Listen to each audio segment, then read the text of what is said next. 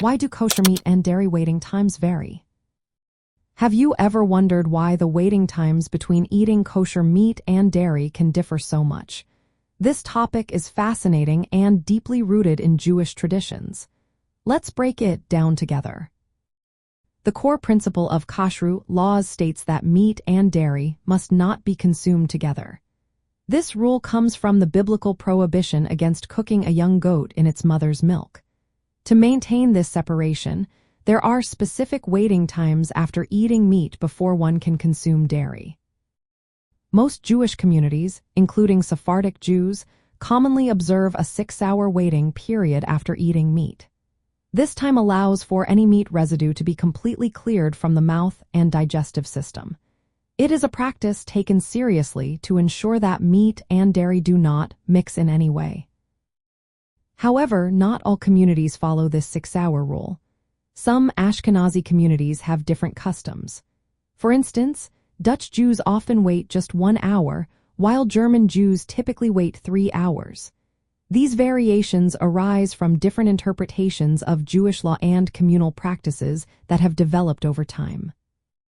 While the 6-hour wait is a standard, Ashkenazi Jews often view it as a custom rather than a strict law. They respect their traditions and aim to avoid any accidental mixing of meat and dairy.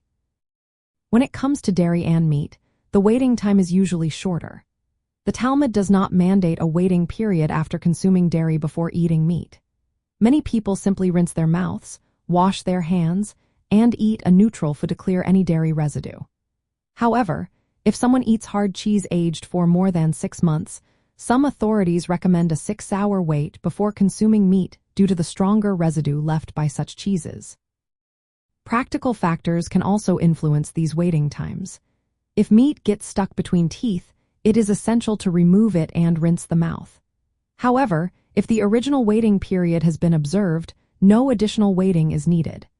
If someone only tastes a small amount of meat without swallowing, some authorities say no waiting is necessary, while others may be stricter.